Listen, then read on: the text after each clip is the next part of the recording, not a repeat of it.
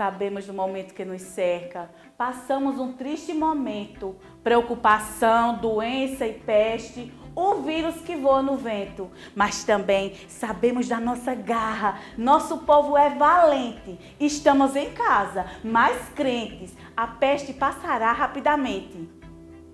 Nossa cidade está de parabéns. Aqui o contágio está controlado, mas nossa maior preocupação agora é com o nosso alunado, que em casa, distante da escola, precisa do aprendizado. Os professores também não pensam em outro assunto, querem abraçar os seus filhos com todo o conhecimento do mundo. Por isso, nos movemos para o bem. Dessa forma, todos estaremos juntos.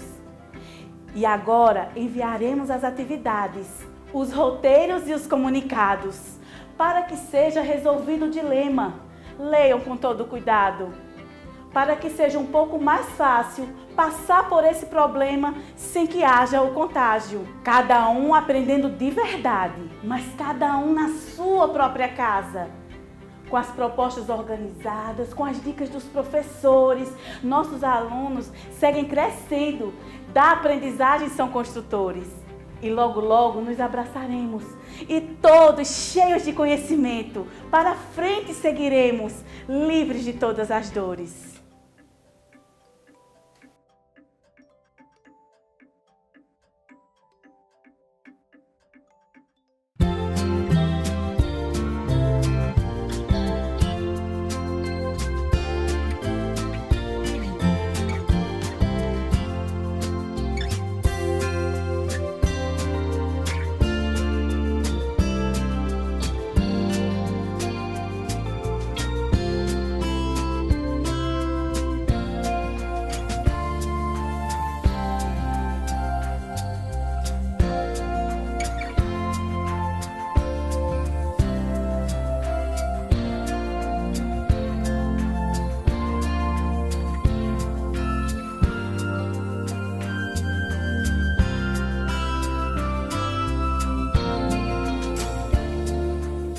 Olá, meu nome é Daniel Silva, sou professor de História Geral e nessa aula de hoje nós vamos falar sobre a história da Europa medieval, especificadamente sobre o feudalismo.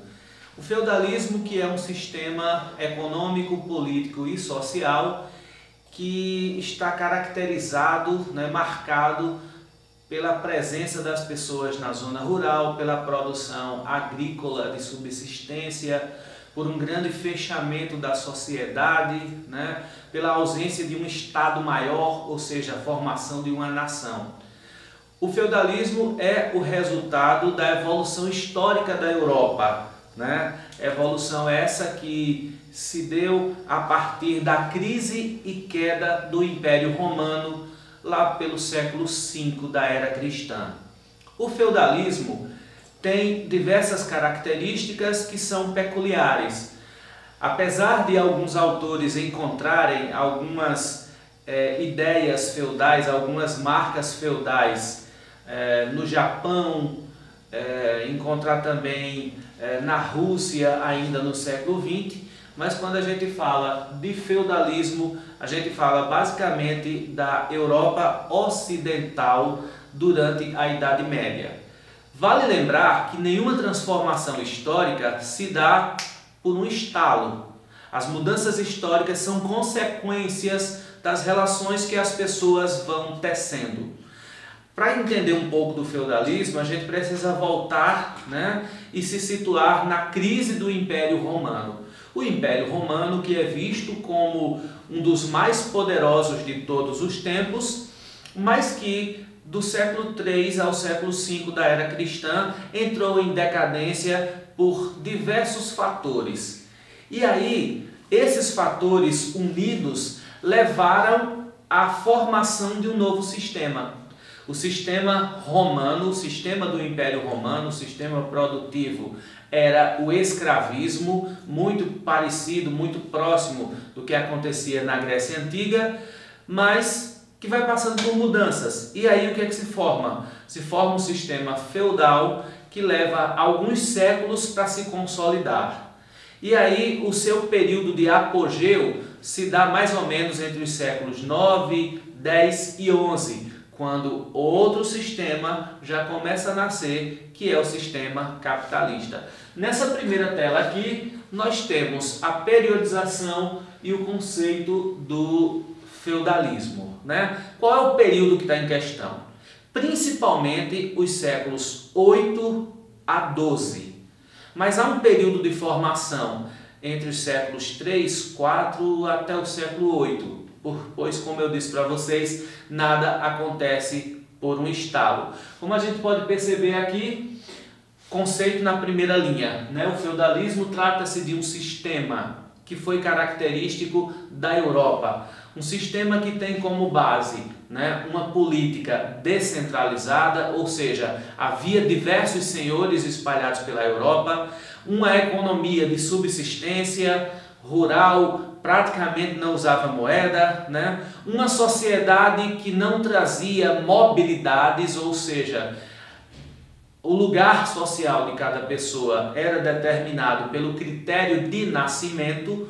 Portanto, se eu nasci num grupo, dificilmente eu vou passar para outro, né? E a cultura desse contexto é uma cultura marcadamente religiosa.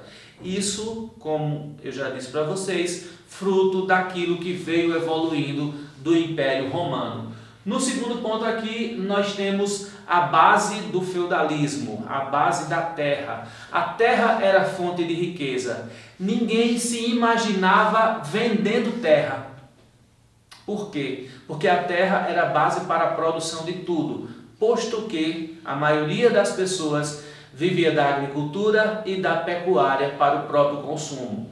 Algumas pessoas me perguntam, havia comércio? Sim. Nós podemos dizer que havia comércio, mas foi um comércio que diminuiu muito de limites, né? As pessoas não trabalhavam em troca de dinheiro e, portanto, teriam como consumir. As pessoas trabalhavam diretamente na produção agrícola e consumiam daquilo que produziam ou do que conseguiam permutar.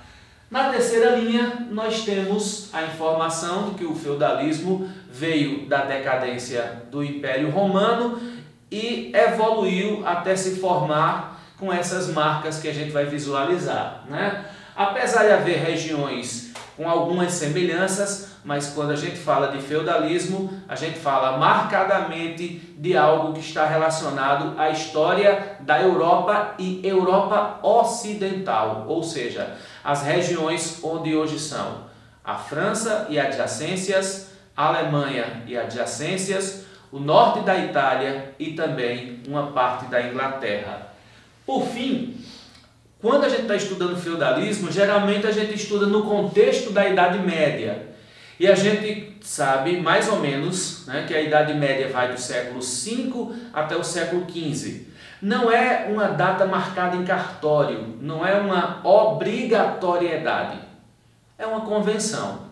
Né? Não dá para a gente dizer, olha, a partir de hoje, tal data, tudo é Idade Média. É apenas uma data que se convencionou para dizer, olha, esse foi um marco que põe fim, né, a essa determinada realidade. No caso, o que marca o fim da Idade Antiga é a queda do Império Romano, e aí começa a Idade Média. Mas não quer dizer que antes dessa data, antes de 476, não já houvessem marcas do feudalismo, e isso não quer dizer também que características da Idade Antiga não tenham prosseguido um pouco mais. Mas como uma convenção, a gente costuma dizer que os 5 primeiros séculos fazem parte da Alta Idade Média, que é o período de formação até chegar no apogeu do feudalismo, e os outros 5 séculos são o momento de decadência do mundo feudal, ok? Como era o cotidiano das pessoas que viviam essa Europa feudal, né? Como era o dia a dia dessas pessoas, o que é que elas faziam, como elas produziam, no que elas acreditavam. Não dá para a gente em meia hora falar todas as questões, mas dá para a gente levantar alguns pontos. Por exemplo, domínio ideológico da igreja e domínio político e militar dos nobres, né? Existia uma ética guerreira na nobreza. Os nobres existiam para combater, Mais à frente a gente vai falar de cada um dos grupos sociais medievais e vocês vão perceber que eles tinham, cada um deles, uma função. A função da nobreza era guerrear e, portanto, a educação da nobreza era uma educação para a guerra. Não dá para dizer que alguém nasce no clero, porque o clero é celibatário, ou seja, os padres, a partir do século XI, eles não podiam casar. Mas já com seus 7, 8, 10 anos de idade, as crianças do sexo masculino eram entregues para que eles pudessem ser educados e se tornarem os futuros sacerdotes. Portanto, a igreja vai cuidar da proteção espiritual das pessoas, vai cuidar da condução ideológica das pessoas e a nobreza vai cuidar da política e vai cuidar das questões militares. Isso ajuda a entender por que o cristianismo era tão importante para o feudalismo. Mas há um detalhe, gente. A igreja, ela inicialmente é perseguida lá no Império Romano, como vocês bem sabem, né? Imperadores como Nero, Calígula, Diocleciano perseguiam os membros da igreja, mas a partir do século IV da era cristã, Constantino assimila a igreja dentro do Império Romano, a igreja aprende a sua estrutura e termina se transformando na grande herdeira. O que seria a queda de Roma? Qual o impacto disso? Seria mais ou menos como que todos os governos do mundo deixassem de existir. Quem seria o condutor, o novo condutor da sociedade? No caso, depois da queda de Roma, a única instituição que sobrou de Roma e que tinha capacidade de tomar esse papel, de cuidar dessas questões, era a Igreja Católica. Dessa forma, a gente compreende por que a Igreja interferia, influenciava e conduzia tanto no período medieval. Se por um lado a Igreja vai receber diversas críticas, principalmente a perseguição a quem não quisesse ser cristão, a Inquisição, por outro lado, se não fosse a Igreja, talvez a Europa não tivesse conseguido se formar, porque foi a Igreja Católica que ajudou a frear, a amansar o ímpeto guerreiro e violento que existia no mundo antigo. Ora, a queda de Roma, que começa no século III e se consolida no século V, sofreu diversas incursões bárbaras. Tanto os romanos eram violentos, quanto os bárbaros eram violentos. Se não tivesse sido a igreja, não teria havido esse amansamento dessa sociedade europeia.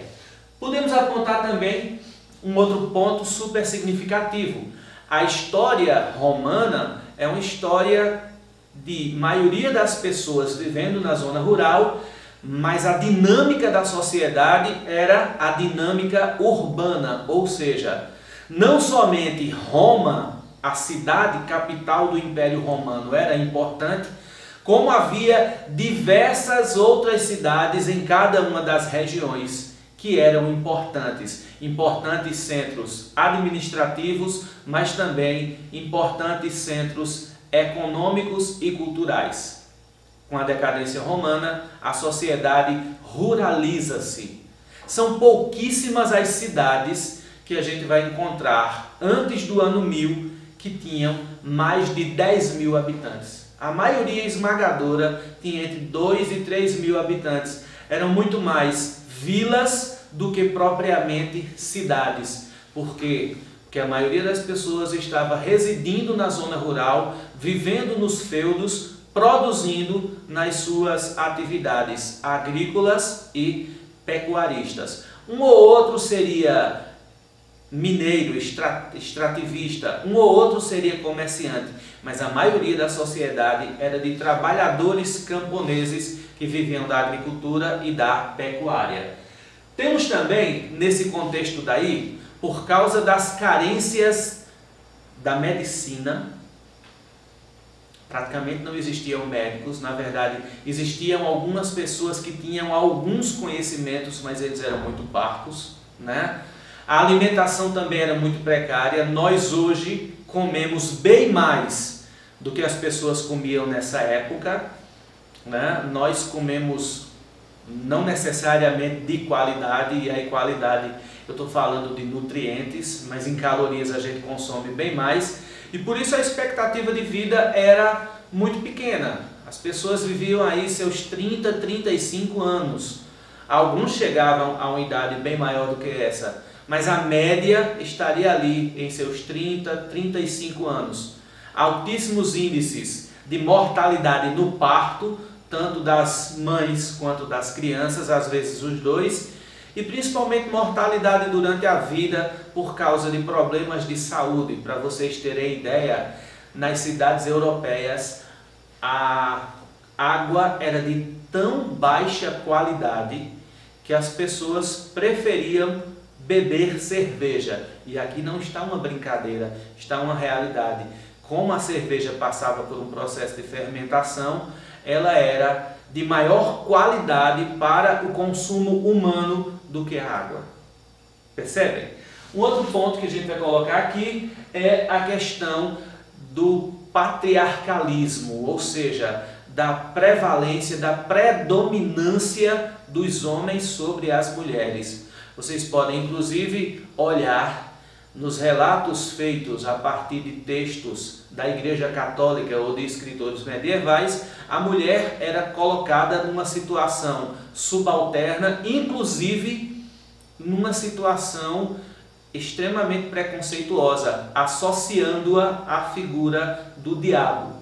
De forma geral, a Igreja pregava que Cristo, que a salvação estava para todos, homens e mulheres, mas sempre via a mulher como aquela pessoa que tira a racionalidade masculina.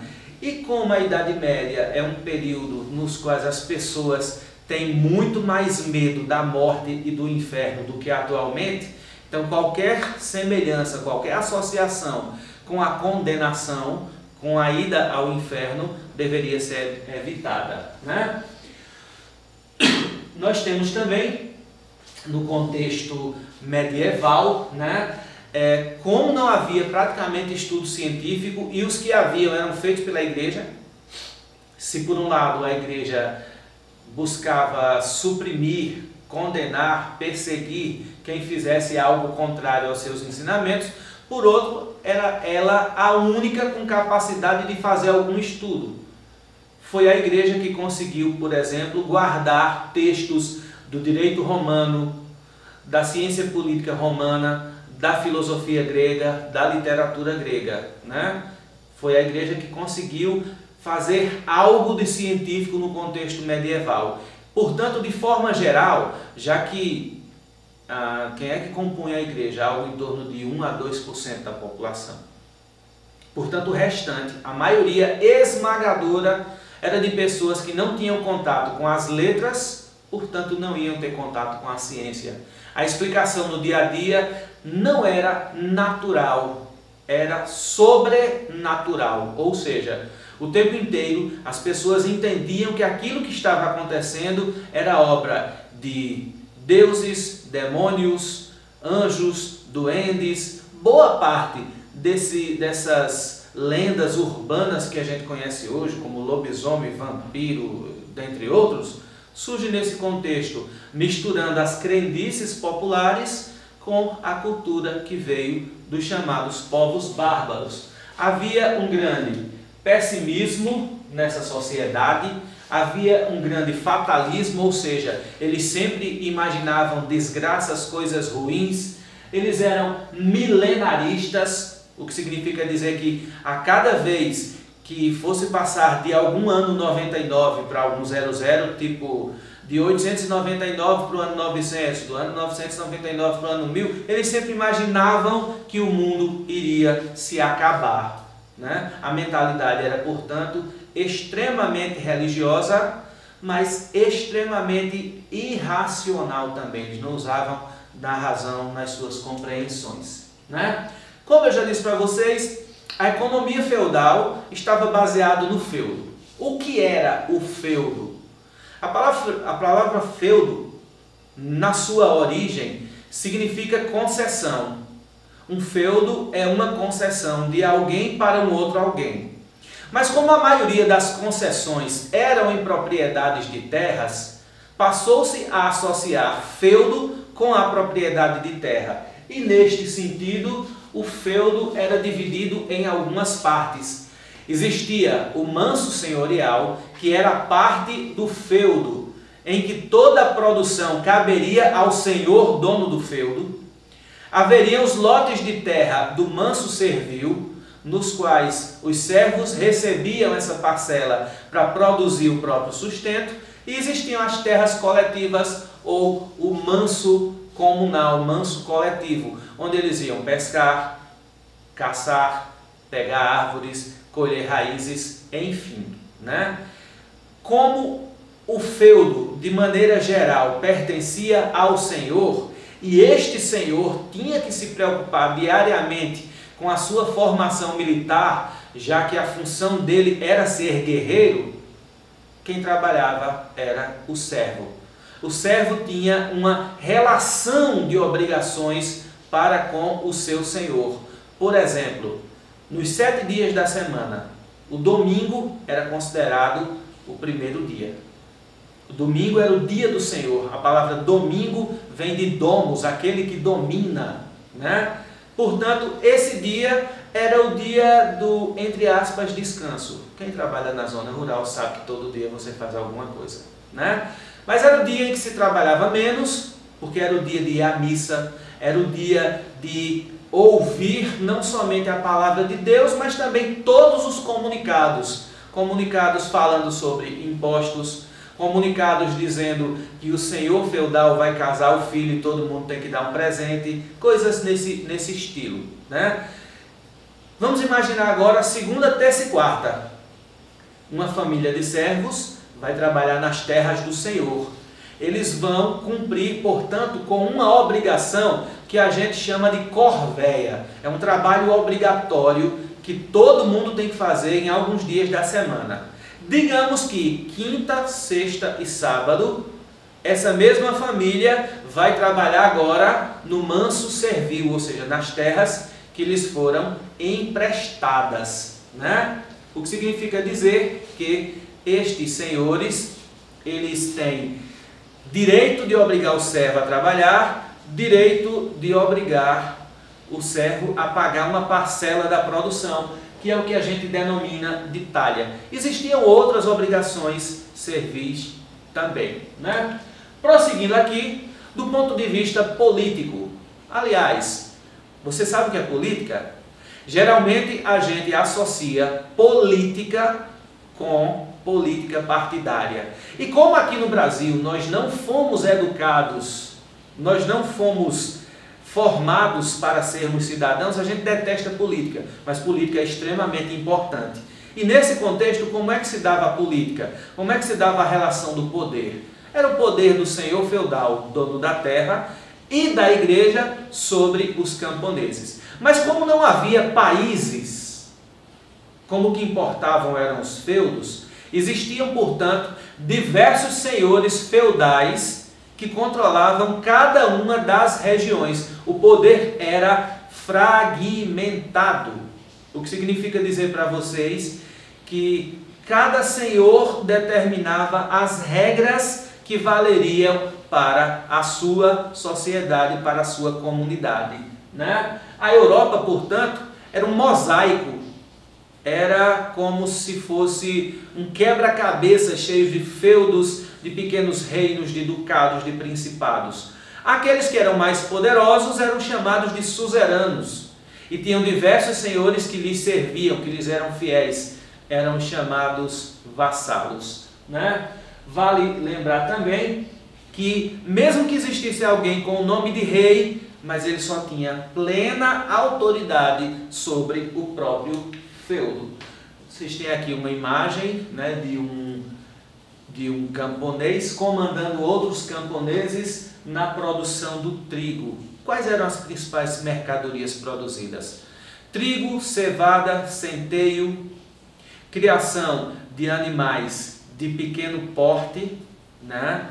Complementava-se muito essa alimentação com a caça, caça de pequenos animais, né? Quem criava uma vaca, quem criava uma ovelha não ia matá-la, porque ela forneceria leite e o leite dava origem a diversos alimentos. Além do mais, não havia geladeira. Matar um boi, matar uma vaca, era ter carne estragada na certa. Portanto, eles preferiam os animais de pequeno porte. O porco era muito admirado, porque sua gordura, ao ficar fria, poderia encobrir a carne e conservá-la por diversos dias.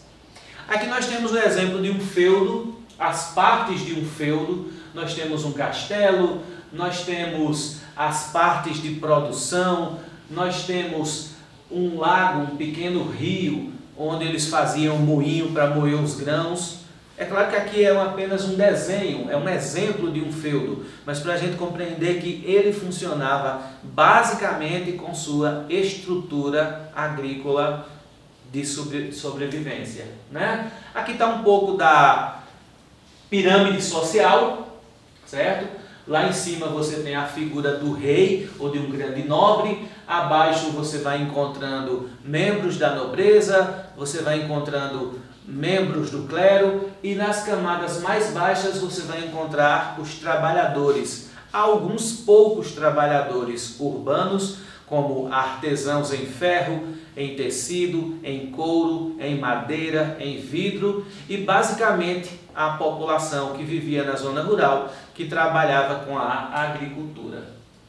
Como é que era a sociedade? Era uma sociedade estamental, ou seja, de pouca mobilidade.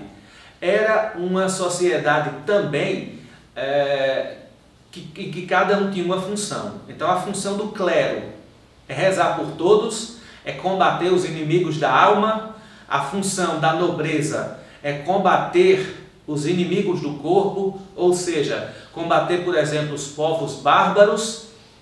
E a função do povo era trabalhar para sustentar a todos. Essa é uma sociedade coletiva que, segundo os ensinamentos da igreja, iria imitar a ideia da Santíssima Trindade.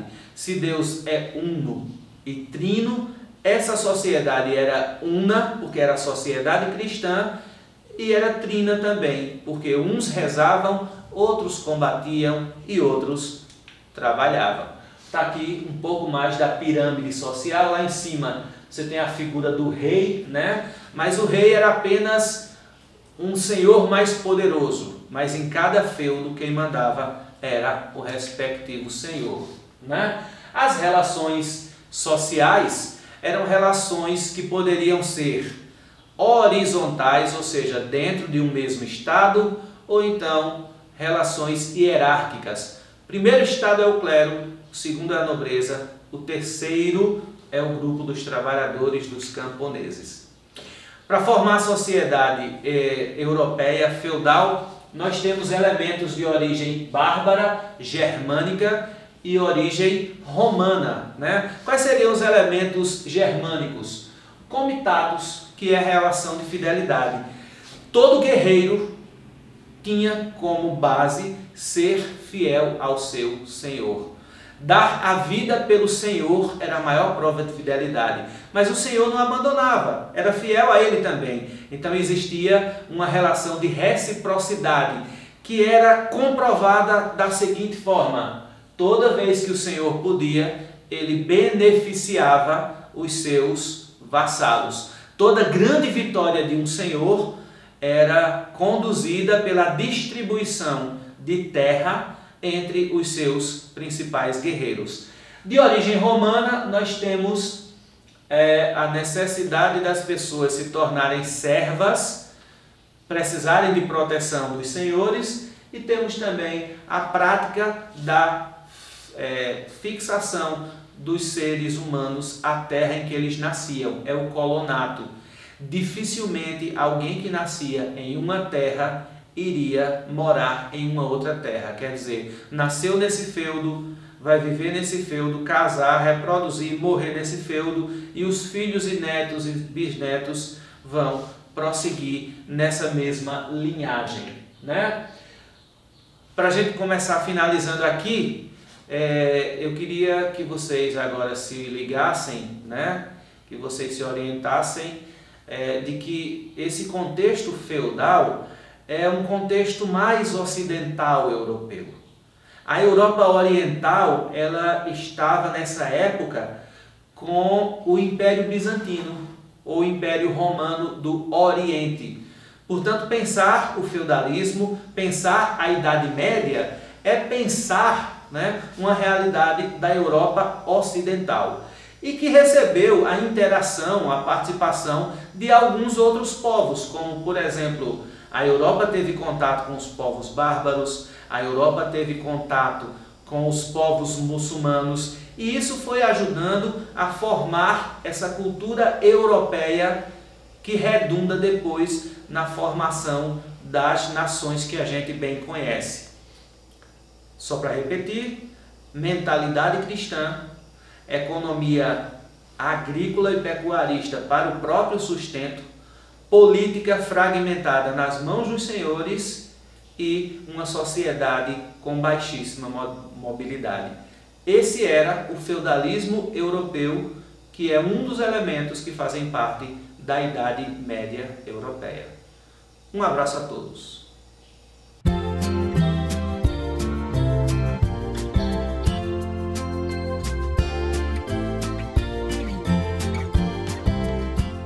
Olá, feras! Meu nome é professor Manuel Afonso, vou trabalhar com vocês a parte de Química Orgânica.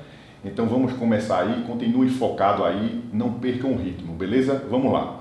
Galera, quando nós falamos de Química Orgânica, quem primeiro fez essa divisão em Química Orgânica e Inorgânica foi um cientista chamado de Bergamo, por volta do ano de 1777.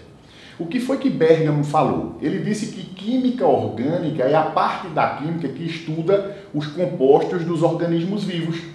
E química inorgânica, a parte da química que estuda os compostos do reino mineral. Então, baseado nessa definição, o que é que você tem, vê, pela essa definição de Bergamo? Química orgânica é a parte da química que estuda os compostos dos organismos vivos. Química inorgânica, a parte da química que estuda os compostos do reino mineral.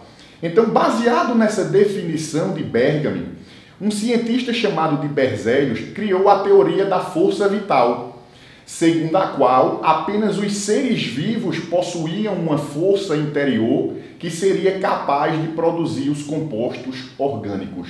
Ou seja, segundo essa teoria da força vital, era impossível, a partir de um composto inorgânico, você produzir um orgânico. Apenas os seres vivos tinham essa força interior que era capaz de produzir os compostos orgânicos. Ficou conhecido como a teoria da força vital ou vitalismo, beleza? Então vamos lá, ó. Se liga aí, eu estou colocando para você aí, certo? A definiçãozinha aí, ó. Tá aqui para vocês, ó. Química inorgânica, a parte da química que estuda os compostos do reino mineral, e química orgânica, a parte da química que estuda os compostos dos organismos vivos. E eu também coloquei aí para você se ligar nessa teoria de Berzelius, que é a teoria do vitalismo ou da força vital. Galera, vê, raciocine comigo. Se é impossível você produzir um composto orgânico a partir de um inorgânico, aí alguns cientistas da época começaram a pesquisar para ver se procedia essa definição aí de Bergamo e Berzelius. Então, um discípulo de Berzelius, chamado de Huller, ele pegou um composto dito inorgânico, que é o cianato de amônio, aqueceu em laboratório e, para sua surpresa ou não, o que foi que ele obteve? Ele obteve um composto da química orgânica, galera, a ureia. A ureia é produzida a partir da decomposição das proteínas do nosso organismo e é eliminado pela urina. Então, a partir dessa síntese de Huller, esse conceito da teoria da força vital, ele começou a entrar em declínio. Porque, percebam, não era possível, segundo a definição de Berzelius, da teoria da força vital, você produzir um composto orgânico a partir do inorgânico. E o que foi que Huller fez? Ele nada mais fez do que aquecer uma substância inorgânica, que é o cianato de amônio, e, para sua surpresa ou não, ele obteve um composto orgânico, a ureia. Então, a partir dessa síntese de Huller, onde você conseguiu produzir aí a ureia, que é um composto produzido a partir da degradação das proteínas e eliminado pela urina, essa teoria da força vital começou a entrar em declínio. Então tá aí para você observar, ó, a ureia produzida a partir da decomposição das proteínas. Beleza? É um composto orgânico. E o que foi que Huller fez? Ele aqueceu o cianato de amônio, que é uma substância inorgânica, percebam aí, ó, tá aqui pra gente, ó, o cianato de amônio, beleza? Ele aqueceu e obteve a ureia, um composto orgânico. Então, a partir dessa síntese de Huller, começou a se pesquisar esses compostos orgânicos. Então, cientistas como Carl Scheller, ele conseguiu isolar o ácido tartárico da uva, ele conseguiu isolar a glicerina da gordura, entre outras sínteses. E Lavoisier, Kekulé começaram a pesquisar vários compostos orgânicos, na época conhecido, e observaram que todo composto orgânico tinha um elemento químico carbono, galera. Vê só o que eu estou dizendo, ó. Se liga aí, viu? Se liga nessa dica, ó. Os cientistas começaram a analisar os compostos orgânicos da época e observaram que todo composto orgânico tinha carbono. Então, surgiu a necessidade de um novo conceito para a química orgânica. Que conceito foi esse? Coube a quem, galera? Coube a Kekulé. Kekulé disse o seguinte, ó. Química orgânica é a parte da química que estuda praticamente todos os compostos do elemento químico carbono. Galera, observem aí, é a parte da química que estuda praticamente todos os compostos do elemento químico carbono. Quando nós dizemos praticamente todos, é porque existe uma classe de compostos que possuem o elemento químico carbono, mas não são orgânicos, porque as suas características se assemelham mais a dos compostos inorgânicos. E nós iremos ver que esses compostos que têm carbono e não são orgânicos são estudados pela química inorgânica, que são chamados de compostos de transição. Então, vê só, tá aí o que eu falei para vocês aí, ó, se liguem aí, ó, tá vendo? Isolou o ácido tartárico do limão, da uva, né? O ácido cítrico do limão, o ácido lático do leite, a glicerina da gordura. Então, Manuel, eu tenho que saber isso aí? Não, mas é importante você acompanhar essa evolução aí, certo, das pesquisas, para você ver que a partir da síntese de Huller, o campo das sínteses orgânicas começou a se desenvolver. Então percebam, ó, Carl Scheller, o que foi que ele fez? Ó, isolou o ácido tartárico da uva, o ácido cítrico do limão, a glicerina da gordura, o ácido lático do leite, a ureia da urina, beleza? Aí vê, tá aí pra gente, galera, conforme eu mostrei para vocês aí, ó, conforme eu falei, o conceito de química orgânica, que é a parte da química que estuda praticamente todos os compostos do elemento químico carbono. Vê, eu coloquei aí pra gente dois compostos muito utilizados no nosso dia a dia. Um é o CH4, conforme vocês estão vendo aqui, ó, que ele é o principal componente do GNV, gás natural veicular. Ele é usado porque quando você queima esse GNV, o gás natural veicular, você produz energia em uma reação de combustão, que é uma queima, combustão completa de um composto orgânico que só tem carbono e hidrogênio, ou carbono, hidrogênio e oxigênio, libera CO2 e água, beleza? Combustão incompleta, CO e água, que é monóxido de carbono e água, ou carbono, que é chamado de fuligem e água. Esse metano aqui, galera, ó, presta atenção, viu, desse compostozinho aqui, ó, CH4. Esse metano ele é chamado de gás do lixo, gás dos pântanos, gasolixo, biogás. Por que ele é chamado de gás do lixo, galera? Porque ele é produzido a partir da decomposição da matéria orgânica por micro-organismos. Então, você tem lá um micro-organismo, né? Sei lá, um pedaço de árvore, por exemplo. Vai lá, apodreceu, caiu, os micro-organismos atuam, vão degradar essa matéria orgânica e vão produzir, dentre outras substâncias, o metano, que é o gás do lixo ou gás dos pântanos. Ele também é produzido nos biodigestores. O que é que acontece? Por exemplo, algumas fazendas, elas produzem biodigestores rudimentares, onde ele pega esterco de animal, dejetos humanos, coloca lá, sobre a ação de micro-organismos, vai produzir o metano, que ele vai utilizar aí na sua fazenda, para queimar e obter a energia dessa queima, dessa reação de combustão. Outro composto muito presente no nosso dia a dia é o álcool etílico. Principalmente nessa época aí dessa pandemia do coronavírus, está se utilizando muito o álcool em gel, beleza? Que é um álcool que tem 70% de álcool etílico. Se você tem uma amostra de álcool aí, que você compra de 100 gramas, 70 gramas é de álcool etílico. Galera, só uma dicasinha para vocês. Não vão aí na onda dessas pessoas que estão ensinando a fazer álcool em gel. Não pode, galera.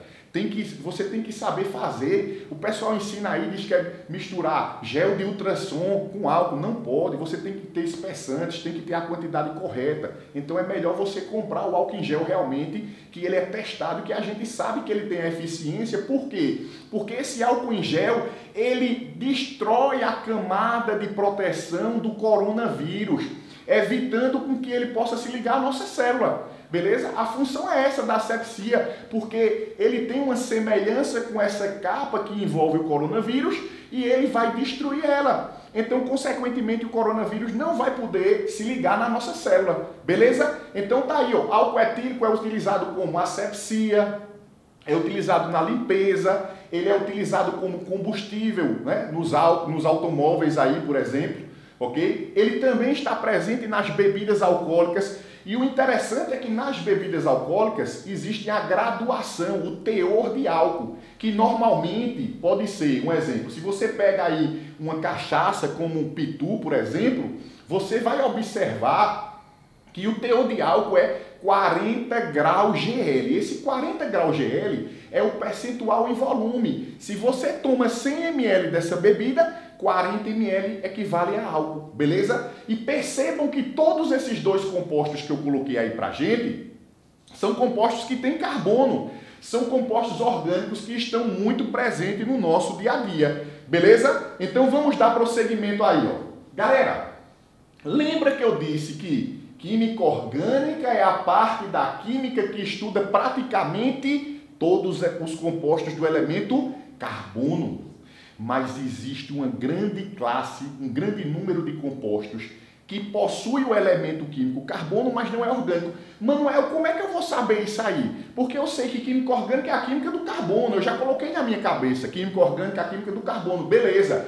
Mas você lembra que você estuda aí em funções inorgânicas, os ácidos inorgânicos, as bases inorgânicas, os sais inorgânicos, os óxidos inorgânicos, os carbetos, os nitretos, e você conhece esses compostos que são inorgânicos. Então, se você pega um composto inorgânico que tem carbono, ele não vai ser orgânico, porque você está estudando ele dentro dos compostos inorgânicos. Suas características o definem como uma substância inorgânica. Por exemplo, galera, vê só, galera, presta atenção aí, ó. Quando eu falo do CO, monóxido de carbono, que é aquele gás que tem uma alta afinidade pela hemoglobina. Se você respira o monóxido de carbono, quando esse monóxido de carbono chega lá a nível dos alvéolos pulmonares, que ocorre a hematose, a troca dos gases respiratórios, esse monóxido, quando se liga na sua hemoglobina, essa sua hemoglobina não consegue mais transportar o oxigênio. Beleza? Ele tem uma afinidade muito maior pela hemoglobina do que o CO2. O CO2 ele se liga à hemoglobina, só que é uma ligação instável. Ela acontece e desacontece. Já o monóxido de carbono não. Quando se liga com a sua hemoglobina é uma ligação extremamente estável. Ela não solta mais, o monóxido de carbono não solta mais sua hemoglobina. Então se você vê monóxido de carbono, CO, tem carbono e é inorgânico. Ele é um óxido, beleza? Quando você tem lá o CO2, CO2 é um óxido, tem carbono, mas é inorgânico, é um composto de transição, beleza? Esses compostos que possuem carbono e não são estudados pela química orgânica são chamados de compostos de transição. Galera, basta você lembrar o seguinte, Manuel, me dê outro exemplo aí de compostos que possuem o elemento químico carbono e não são orgânicos. Vê, você estuda lá nos ácidos, um ácido que está presente no refrigerante, que é o ácido carbônico. H2CO3. Esse ácido carbônico é um ácido inorgânico, tem carbono e é inorgânico. Então ele é chamado de composto de transição. Beleza? Então, ácido carbônico H2CO3. Então, se eu tenho, por exemplo, o CO3, que é o carbonato, porque lembre-se, galera, é muito fácil. Quando você tem um ácido, a quantidade de hidrogênio que libera é a carga negativa do que fica. Se eu tenho H2CO3, se saem 2 hidrogênios, sobra CO3, 2-. Então, os carbonatos, quando estão ligados a substâncias que não têm, a espécies químicas que não têm carbono, ele vai ser um composto de transição. Carbonato de cálcio, carbonato de sódio, carbonato de potássio, beleza? Outra coisa, ó, outra substância bem conhecida aí da gente, que é o HCN, que é o ácido cianídrico, que está presente aí na mandioca braba, beleza? É um ácido extremamente letal. É um ácido fraco e letal. Na concentração de 1 miligrama por metro cúbico de ar, ele é letal, galera. Ele tem cheirinho de amêndoas. Então nós temos que ter cuidado com esse ácido. E esse ácido HCN tem carbono. Ele tem carbono e não é orgânico, é um composto de transição. Então percebam que existe uma classe de compostos que possui o elemento químico carbono, mas não é um composto orgânico, é um composto de transição, ele é inorgânico, beleza? Então tá aí para vocês alguns exemplos, certo? Desses compostos de transição, ok? Vê só, galera, os compostos orgânicos, existem alguns elementos que faz parte da constituição de quase todos os compostos orgânicos. Por isso, esses elementos são chamados de elementos organógenos. Galera, presta atenção. Elementos organógenos. Manuel, como é que eu vou saber que elemento, quais são esses elementos? Chomps.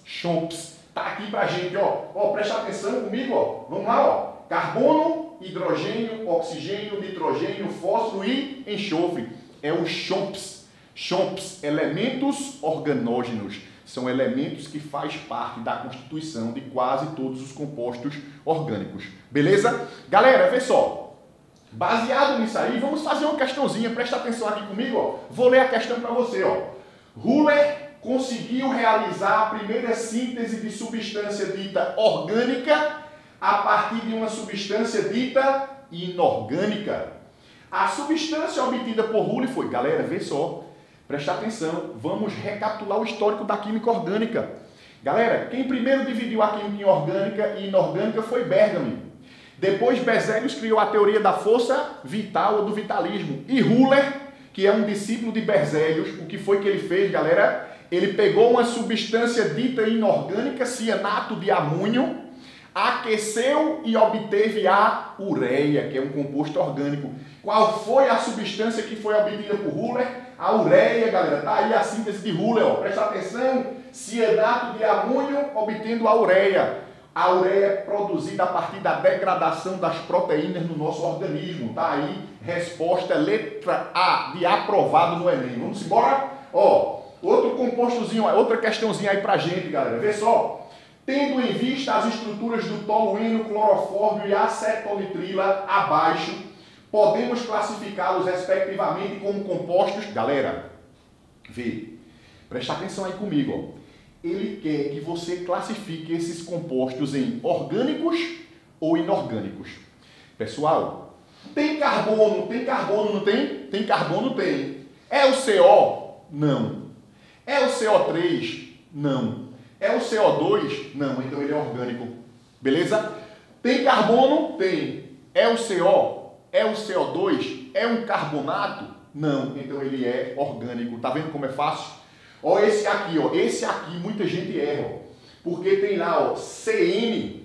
E nós falamos que o CN, cianeto, quando esse CN está ligado a algo que não tem carbono, ele é inorgânico. Mas se ele estiver ligado a algo que tem carbono, ele é orgânico. E perceba que esse CN, que é um cianeto, está ligado a algo que tem carbono, então ele vai ser orgânico. Ó. CN ligado a carbono, orgânico. CN ligado a sódio, não é carbono, é inorgânico, beleza? O CN só vai ser inorgânico quando ele não está ligado a uma espécie química que não tem carbono, aí ele é inorgânico. Então, a resposta seria que os 3 compostos são compostos orgânicos, tá aí pra gente a resposta letra B de bucéfalo, beleza? Vamos lá, ó. Galera, vamos falar agora sobre os postulados de Augusto Kekulé.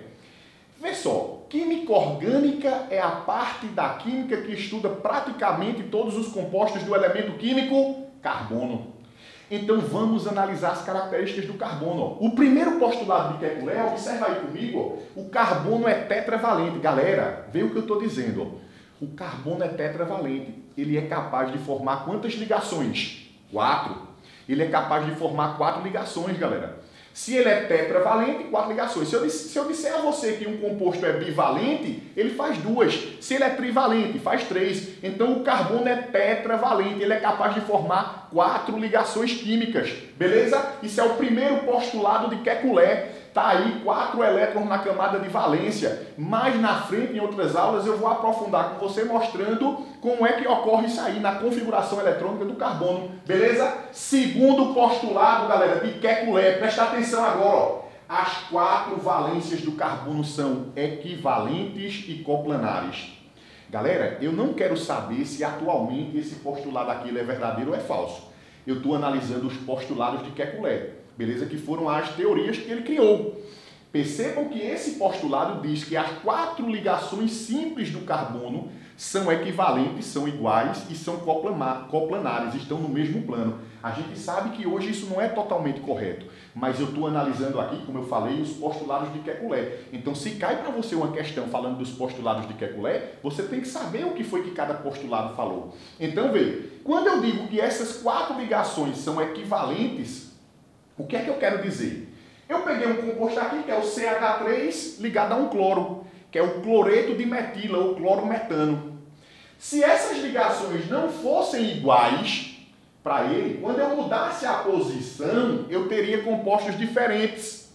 Mas vê só, quando eu mudo a posição dessas ligações, eu continuo com a mesma substância, porque as propriedades físicas dela não mudam. Nós sabemos que existem hoje os isômeros conformacionais, mas não é o caso da gente falar agora. Então, para ele, beleza? O que é que vai acontecer? Essas 4 ligações simples do carbono são equivalentes e coplanares. Agora, galera, vê só, presta atenção no terceiro postulado de Kekulé. Ó, os átomos de carbono podem ligar-se entre si, formando cadeias. Essas cadeias, galera, essa é a propriedade chamada de encadeamento. Vê só, galera, o que eu vou falar agora. Se nós formos comparar os compostos orgânicos, que é praticamente a química do elemento químico carbono, mais aqueles chomps que nós vimos, com os inorgânicos, os compostos inorgânicos é formado pelo resto da tabela periódica. Era de se esperar com isso que o número de compostos inorgânicos fosse muito superior ao dos compostos orgânicos. Mas não é. Os compostos orgânicos dão dilapada nos inorgânicos, justamente, principalmente por causa de 2 características do carbono. 2.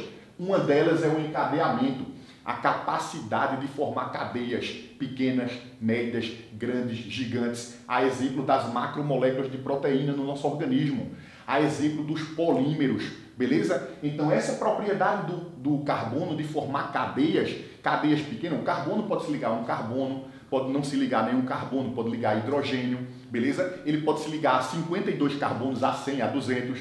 Então essa propriedade do encadeamento, juntamente com a posição que o carbono ocupa na tabela periódica, que é no meio da tabela periódica, fazendo com que ele possa se ligar a elementos eletropositivos e a elementos eletronegativos. Então, essa propriedade que o carbono tem de formar cadeias e de se ligar a elementos eletropositivos e a eletronegativos faz com que o número de compostos orgânicos seja muito superior a dos inorgânicos. Beleza, minhas alminhas lindas? Vamos embora? Ó, presta atenção aqui no gordinho da química, viu? Vamos lá, galera, ó, presta atenção aí, ó.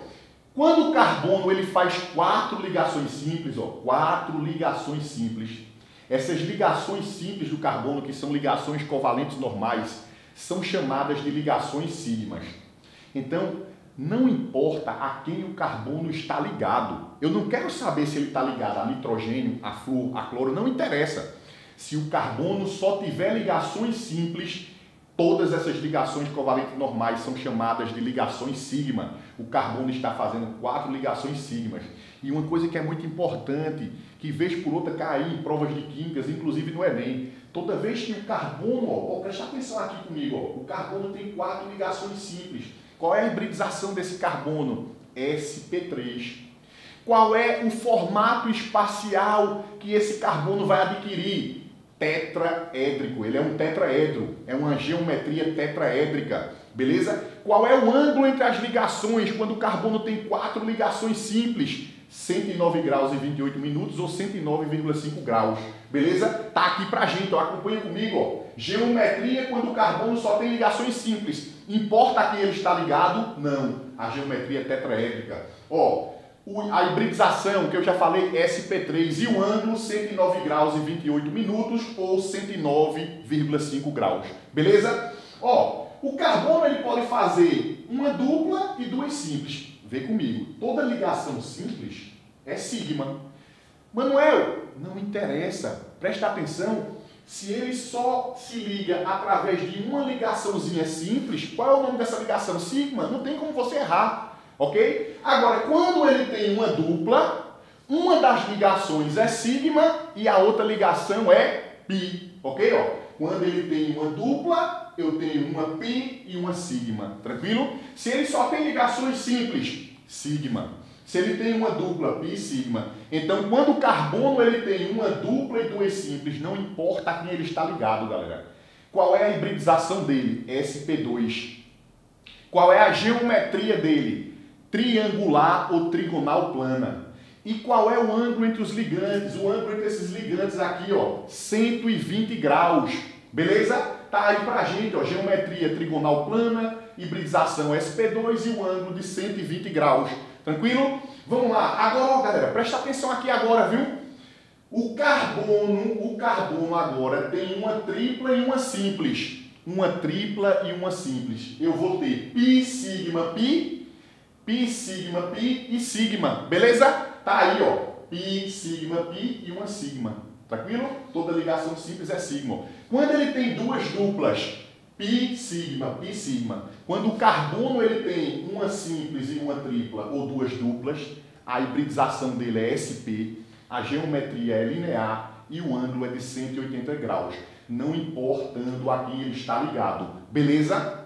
Então, se liga aí, viu, galera? Se liga aí nessa, é muito importante você saber isso. Inclusive, a única geometria do carbono que é espacial é a sp3. Já foi questão de Enem, viu? É a única geometria que é espacial. As outras duas, que é trigonal plano ou linear, está no plano, são estruturas planas. Beleza? Galera, vê só, presta atenção, faz as anotações necessárias, dá uma revisada e na próxima aula eu volto com vocês com exercícios sobre essa parte e continuando aí o estudo da química orgânica.